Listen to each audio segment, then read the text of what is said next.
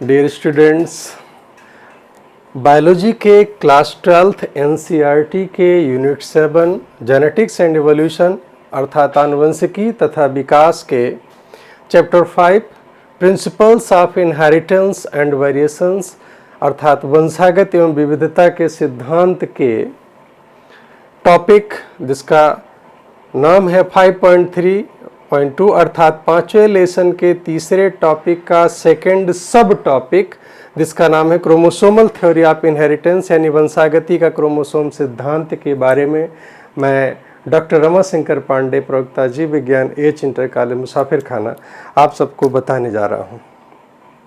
Dear students, सन 1865 में Mendel साहब ने जो काम किया था वो पब्लिश हो गया, लेकिन दुर्भाग्य कहें कि उनके जीवन काल में उनके काम को महत्व नहीं मिला। सन 1900 में जब मेंडल के कामों की रीडिस्कवरी यानी कि पुनर्खोज हुई, ह्यूगो डी ब्रीस जो हॉलैंड के थे, कार्ल कॉरेंस जो कि जर्मनी के थे और एरिक वान सेनवार्क जो कि ऑस्ट्रिया के थे, इन्होंने जब अलग अलग इस पर रिसर्च किया तो पाया कि इस पर तो खोज पहले ही मेंडल साहब कर चुके हैं। तो एक बड़ा प्रश्न उठता है कि क्या कारण है कि मेंडल साहब को उनके जीवन काल में उनके कार्य का महत्व नहीं मिला, क्यों?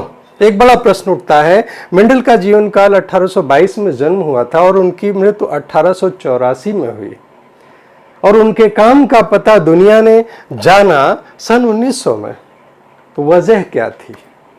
उसकी जो पहली वजह थी कि उस समय आज के जैसा संचार माध्यम नहीं था। दूसरी बात थी कि जो उन्होंने रिसर्च किया था, उन्होंने एलील्स की जो कल्पना की थी, जो कारक की कल्पना की थी, वो उस समय के वैज्ञानिकों को ग्राह्य नहीं थी। उस समय के वैज्ञानिक उसके महत्व को नहीं समझ पाए थे। तीसरी बात थी कि उन्होंने बायोलॉजी में पहली बार मैथमेटिकल लॉजिक का प्रयोग किया था। मैथमेटिक्स के सहारे, उस लॉजिक के सहारे उन्होंने समझाने का प्रयास किया था। बहुत सारे समकालीन वैज्ञानिकों को यह बात समझ ही नहीं आई। और चौथी और आखिरी बात, कारक को उन्होंने समझाया तो, लेकिन उसके फिजिकल स्वरूप को वो दिखा नहीं सके और न यह बता सके कि ये जो कारक हैं, जो गुणों को एक पीढ़ी से दूसरी पीढ़ी में ले जाते हैं, ये बने किस चीज के हैं, यह बताने में असफल रहे। लेकिन हम जानते हैं कि रीडिस्कवरी के बाद उनके कार्य को महत्व दिया गया और उनको फादर ऑफ जेनेटिक्स कहा गया, उनको सम्मान मिला, लेकिन दुर्भाग्यवश मृत्युपरांत। अब आप देखें कि उन दौरान उस समय घटनाएं क्या घटित हुई थीं। जैसे सन 1842 में नागेली ने जीव कोशिकाओं के केंद्रक में कुछ सूत्रनुमा रचनाएं देखी, लेकिन स्पष्ट नहीं कर पाए। उन्होंने देखा तो कि कोई ऐसी सूत्रनुमा रचना है जो न्यूक्लियस में है सभी जीव कोशिकाओं में, लेकिन वो क्या है, उनका काम क्या है, ये नागेली साहब नहीं स्पष्ट कर सके। सन 1872 में रूसो ने तथा 1876 में बाल्बियानी ने जो खोज की थी, नागेली ने, उन्होंने भी बताया। उनकी खोज की यानी कि उस संरचना की उपस्थिति की पुष्टि की किन्होंने? रूसो ने और बाल्बियानी ने। और सन 1888 में वाल्डेयर ने इन सूत्रनुमा रचनाओं को गुणसूत्र यानी कि क्रोमोसोम नाम दिया। ऐसे सूत्र जो हमसे संबंधित समस्त गुण अपने में रखते हैं, गुण सूत्र नाम दिया। क्रोमोसोम नाम क्यों पड़ा?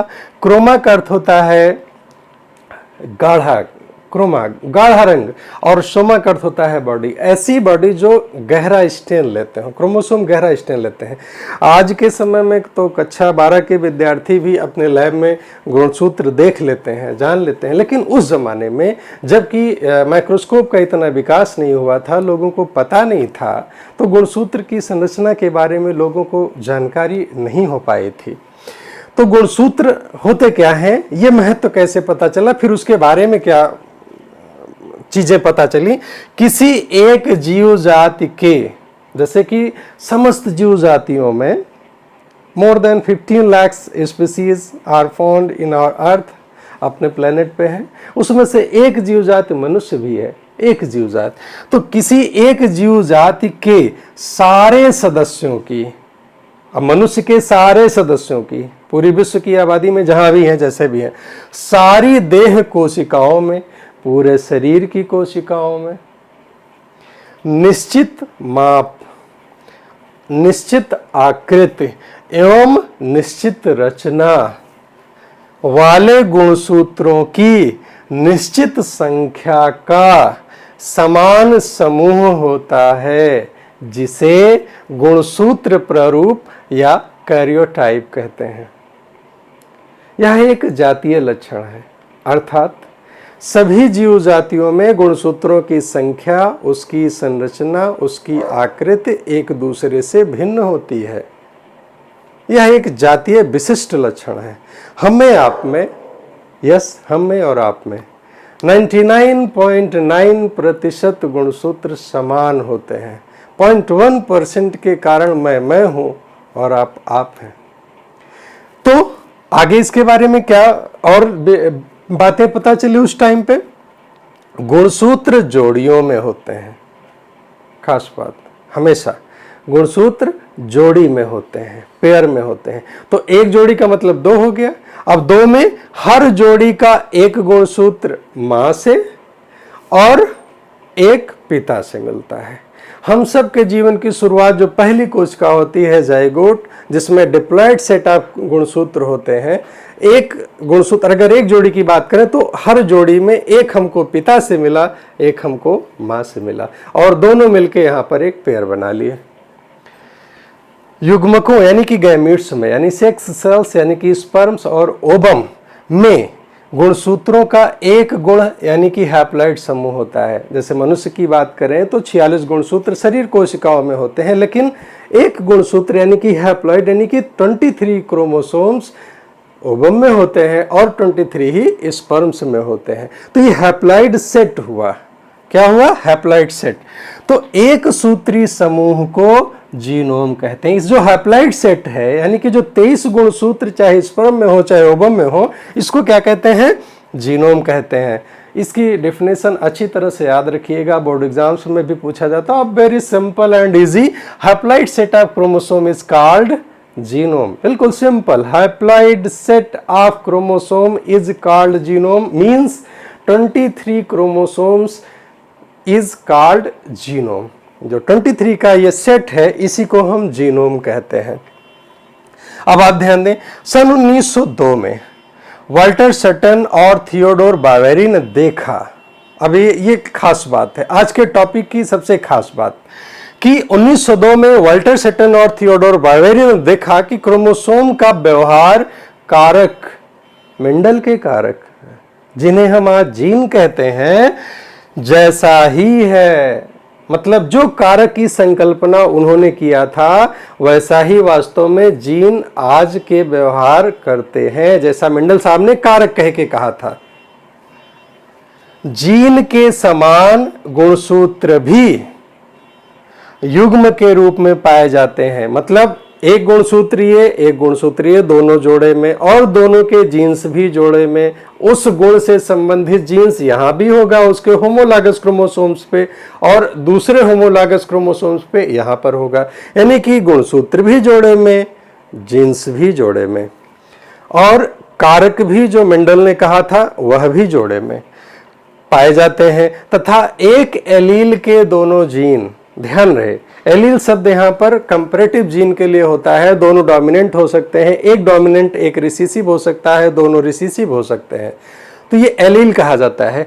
तो एक एलील के दोनों जीन में भी डोमिनेंट, में भी हेटेरोजाइगस, में भी रिसेसिव, दोनों जीन समजात गुणसूत्रों के, दोनों होमोलॉगस गुणसूत्रों के समजात स्थान पर, यानी कि एक यहां तो दूसरा भी यहां, समजात, सेम प्लेस, होमोलॉगस गुणसूत्रों के सेम प्लेस पर समजात स्थान पर विद्यमान रहते हैं। ऐसे समझ लीजिए इस बात को, जैसे मान लीजिए कि ये गुणसूत्र है,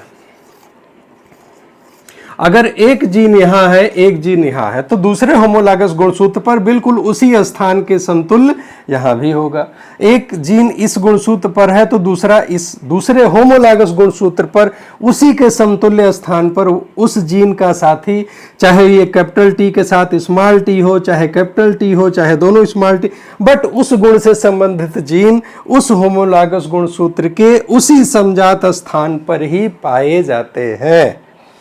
तो इसी के आधार पर जब ये उन्होंने एस्टिमेट किया, इसको देखा, तो इसके आधार पर उन्होंने किया। सटन 1902 में unites the knowledge of chromosomal segregation, गुणसूत्र कैसे एक दूसरे से अलग होते हैं, कैसे एक दूसरे से मिलते हैं, अगली पीढ़ी में जाते हैं, इन सारी चीज़ों को जो मेंडल साहब ने बताया था उस ज्ञान को जोड़ते हुए और अपने ज्ञान को दोनों को जोड़ते हुए Sutton in 1902 unites the knowledge of chromosomal segregation with Mendelian principles and called it chromosomal theory of inheritance। अर्थात वंशागत का क्रोमोसोम सिद्धांत प्रतिपादित किया। लेकिन इसके बाद एक्सपेरिमेंट वेरिफिकेशन किया, उनके इस सिद्धांत का एक्सपेरिमेंटल वेरिफिकेशन दिया थॉमस हंट मॉर्गन ने, और उन्होंने प्रयोग किया फ्रूट फ्लाई पे, यानी कि ड्रोसोफिला मेलानोगास्टर पे। उन्होंने ड्रोसोफिला मेलानोगास्टर क्यों चुना? ये इसको फ्रूट फ्लाई भी कहते हैं क्योंकि 14 दिन इनकी जीवन की अवधि होती है, पहली बात। दूसरी बात, इनके लक्षणों में काफी पर्याप्त भिन्नता होती है। तीसरी बात, नर और मादा को आसानी से पहचाना जा सकता है। और चौथी बात, केवल 4 जोड़ी गुणसूत्र पाए जाते हैं जिसमें 3 होमोलॉगस है और 1 सेक्स क्रोमोसोम्स है। मॉर्गन साहब का बहुत ही महत्वपूर्ण कार्य रहा है जेनेटिक्स में, उनके महत्व को कभी भुलाया नहीं जा सकता। इसलिए मॉर्गन साहब ने बताया कि चूंकि गुणसूत्र की संख्या हम जानते हैं मनुष्य में 46 होती है, लेकिन जीन्स की संख्या बाद में जैसे जैसे खोज हुई पता चला कि 20,000 से लेकर 25,000 के बीच में जीन्स पाए जाते हैं मनुष्यों में, जो हमारे गुणों को निर्धारित करने के लिए जिम्मेदार हैं। मतलब हमारे जितने गुणसूत्र हैं उससे ज़्यादा जीन्स हैं।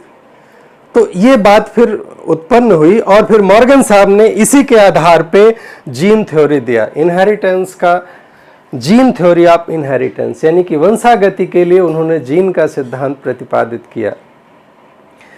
आप ध्यान दें कि जीन्स ज्यादा संख्या में हमारे शरीर में पाए जाते हैं बनिस्पत गुणसूत्र के।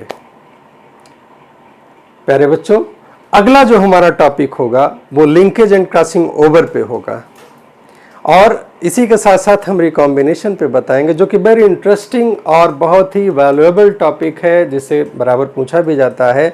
हम चर्चा को आगे बढ़ाएंगे, अगली क्लास में अगले टॉपिक पर आएंगे। तब तक के लिए बहुत बहुत धन्यवाद। पढ़ते रहिए, खुश रहिए।